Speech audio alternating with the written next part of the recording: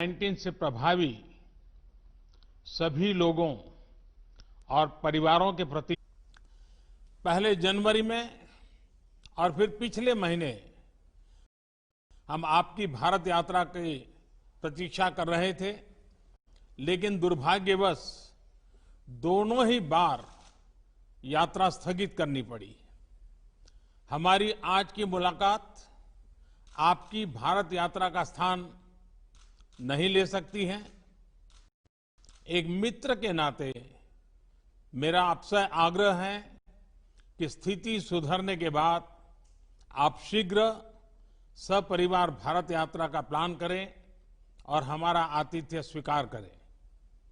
Excellency, Bharat Australia संबंध विस्तृत होने के साथ साथ गहरे भी हैं और यह गहराई आती है हमारे shared values, shared interest, shared geography और शेयर्ड ऑब्जेक्टिव से। पिछले कुछ वर्षों में हमारे सहयोग और तालमेल में अच्छी गति आई है। यह सौभाग्य की बात है कि हमारे संबंधों की बागडोर का एक छोर आप जैसे सशक्त और विजनरी लीडर के हाथ में है। मेरा मानना है कि भारत और ऑस्ट्रेलिया के संबंधों को और सशक्त करने के लिए ये परफेक्ट समय है, परफेक्ट मौका है।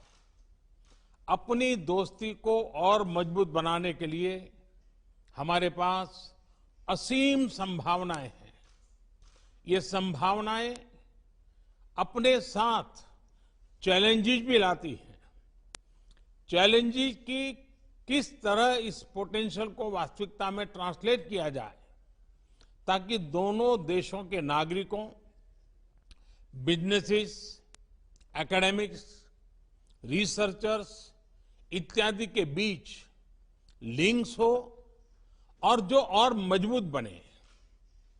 कैसे हमारे संबंध अपने क्षेत्र के लिए और विश्व के लिए एक फैक्टर ऑफ स्टेबिलिटी बने, कैसे हम मिलकर ग्लोबल गुड के लिए कार्य करें, इन सभी पहलुओं पर विचार की आवश्यकता है।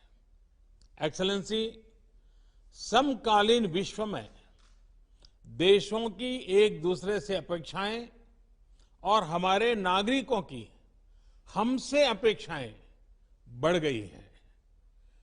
डेमोक्रेटिक वैल्यूज को शेयर करने के नाते हम दोनों देशों का कर्तव्य है कि इन अपेक्षाओं पर हम खरे उतरें और इसलिए वैश्विक कल्याण के मूल्य जैसे लोकतंत्र, rule of law, freedom, mutual respect, international institutions का सम्मान और पारदर्शिता आदि को अपहोल्ड करना और प्रोटेक्ट करना हमारी सैक्रेड रिस्पॉन्सिबिलिटी है।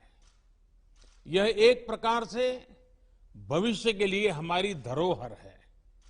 आज जब अलग अलग प्रकार से इन वैल्यूज को चैलेंज किया जा रहा है, तो हम आपसी संबंधों को मजबूत करके इन्हें सशक्त कर सकते हैं। एक्सेलेंसी, भारत ऑस्ट्रेलिया के साथ अपने संबंधों को व्यापक तौर पर और तेज गति से बढ़ाने के लिए प्रतिबद्ध है। यह न सिर्फ हमारे दोनों देशों के लिए महत्वपूर्ण है, बल्कि इंडो पैसिफिक क्षेत्र और विश्व के लिए भी आवश्यक है। मुझे प्रसन्नता है कि हमारे विभिन्न इंस्टीट्यूशनल डायलॉग्स हमारे संबंधों को और सब्सटेंस प्रदान कर रहे हैं। दोनों देशों के बीच निरंतर उच्च स्तरीय एक्सचेंजेस भी हो रहे हैं। व्यापार और निवेश भी बढ़ रहा है। लेकिन मैं ये नहीं कहूंगा कि मैं इस गति से, इस विस्तार से संतुष्ट हूं। जब आप जैसा लीडर हमारे मित्र देश का नेतृत्व कर रहा हो, तो हमारे संबंधों में विकास की गति का मापदंड भी एम्बिशियस होना चाहिए। मुझे बहुत प्रसन्नता है कि आज हम अपने द्विपक्षीय संबंधों को कॉम्प्रिहेंसिव स्ट्रेटेजिक पार्टनरशिप के रूप में अपग्रेड कर रहे हैं। वैश्विक महामारी के इस काल में हमारी कॉम्प्रिहेंसिव स्ट्रेटेजिक पार्टनरशिप की भूमिका और महत्वपूर्ण रहेगी। विश्व को इस महामारी के आर्थिक और सामाजिक दुष्प्रभावों से जल्दी निकालने के लिए एक कोऑर्डिनेटेड और कोलैबोरेटिव अप्रोच की आवश्यकता है। हमारी सरकार ने इस क्राइसिस को एक अपॉर्चुनिटी की तरह देखने का निर्णय लिया है।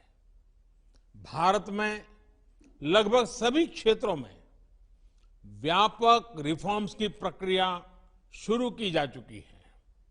बहुत जल्द ही ग्राउंड लेवल पर इसके परिणाम देखने को मिलेंगे। इस कठिन समय में आपने ऑस्ट्रेलिया में भारतीय समुदाय का और खास तौर पर भारतीय छात्रों का, हमारे स्टूडेंट्स का जिस तरह ध्यान रखा है, उसके लिए मैं विशेष रूप से आपका आभारी हूं। एक्सेलेंसी, मैं इस वर्चुअल समिट के माध्यम से आपसे बात करने के लिए, इस अवसर के लिए मैं फिर से एक बार आभार व्यक्त करता हूं। अब मैं चाहूंगा आपका रिमार्क सुनने के लिए मैं भी उत्सुक हूं। मैं आपको निमंत्रित करता हूं अपनी बात बताने के लिए। Well, thank you, Your Excellency. Namaste. It is tremendous to be able to join with you again, as we have done on quite a number of occasions, but for the first time to do this in this format. And it doesn't surprise me that this is how we would continue to seek to meet in these circumstances, when you were the one who started the hologram, when you were campaigning many years ago. And so if maybe the next time we can have a hologram of Your Excellency here in Australia, and likewise we could have President Jokowi as well, because he similarly used that technology. And with a country as vast as yours, you have always been a pioneer in the area of technology for India, and today is another good example of that.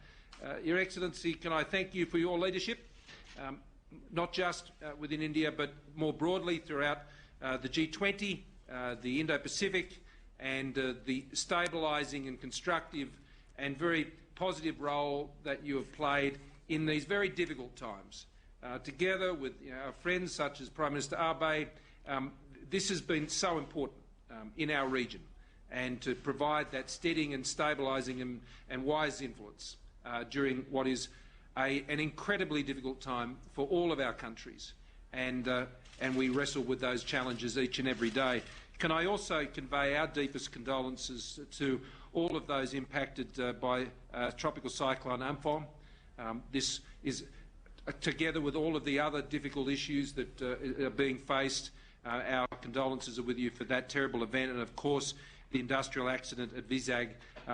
These are issues that are unrelated, obviously, to the COVID-19 challenges, but they still come and they still test us, and once again you've proved more than the measure of those tests. Our relationship is exactly as you've said. It is a very, very comfortable relationship. It is a very natural relationship, so much in common, so much shared, if not in language always, certainly in the things that matter and the values that we hold. And we both seek to champion those values together in our region, and independently as very proud sovereign nations and very vibrant liberal democracies as well. And I think we hold that flag up very proudly, each of us. But when those flags come together in the way they have now, and have for some time, we're only full of ambition, as you said, for what can be achieved in our relationship. And between us, I have no doubt, and with our excellent foreign ministers and trade ministers and others, defence ministers and others, we can achieve a lot in the years to come. In the Indo-Pacific, we are committed to an open, inclusive, prosperous Indo-Pacific. And India's role in that region, our region, will be critical in the years ahead. The cultural links that we enjoy between our countries are well known. And what, though, I am even more excited about, Your Excellency, is that it's time for our relationship to go broader and to go deeper. And the things we are speaking of today, I greatly regret that we could not do them in person on not just one but two occasions. And I thank you very much for the invitation for Jenny and I to join you in the future. I know she's very much looking forward to it. And so we thank you. She'll be pleased when I tell her tonight, when I get on the phone, that Narendra has invited us again, and she'll be very pleased about that. So we'll look forward to doing that when we can all travel. But I suspect there'll be perhaps some other opportunities where we will meet. I understand perhaps at the G7 with that going ahead later in the year, and other events as we draw to the close of the year. Today, science and technology, a new special grant round between our two countries for a program that is really joining our scientists together. This is exciting. A joint declaration on a shared vision for maritime cooperation in the Indo-Pacific. We share an ocean, and we share responsibilities for that ocean as well. Its health, its well-being, its security, and the relationship we're forming around those issues in our maritime domain, I think, is the platform for so many other things between our countries. The mutual logistics support arrangement and a defence science and technology implementing arrangement. These are the substantial things that good friends develop together that provide the opportunity for the many other commercial opportunities that come our way. In a time like this, we want to deal very much with friends and trusted partners, and this is a partnership which has stood the test time and again, and is during the course of this current crisis. We share a vision for open, free, rules-based multilateral systems in our region, whether that's in the health area or it's in trade or in other places. We engage in those as confident but sovereign nations, advancing, of course, our own interests and mindful of our own domestic challenges. And I think you've navigated that path incredibly well, and we thank you for the way you continue to engage in those fora in such an open and honest and transparent way. The trade and investment flows between our country are not where you or I would both like them to be, but they are growing, and they can grow a lot faster. But I think the comprehensive strategic partnership that we are forming today, going to a whole new level of relationship, will continue to build the trust, because we want commercial and trading relationships that are built on trust. We already see a great movement of peoples in normal times between our countries, and I thank for your comments about the hospitality that is extended to Indian students here in Australia, and we want to continue to see that happen. And we want to see Australian students studying in India as well, as we support and would like to support through the programs that we run here from Australia. I also want to commend India on its leadership in these multilateral forums, particularly on taking over chair of the World Health Organisation's executive board. This is a very important time to be chairing that executive board, and I have no doubt that the way that will be led under India's leadership will be critical to how we deal with the many difficult problems that we are encountering globally, particularly in the health area. So as we announce agreements also in cyber and science and infrastructure, trade and education, this is a grand portfolio of specific and very practical arrangements that give form and substance to the comprehensive strategic partnership. You and I have both, you for much longer, have been dealing in these international issues for a long time, and there are many relationships and partnerships, but we know they don't come to anything if we don't put in the practical building blocks and agreements that sit under the relationship that actually contribute to the prosperity and the progress of the relationship between our two countries. So today is a very good opportunity to extend that. It will be extended also in the agreement that we have to commit to Foreign and Defence Ministers meeting in a regular 2+2 format. I think that's a great step forward.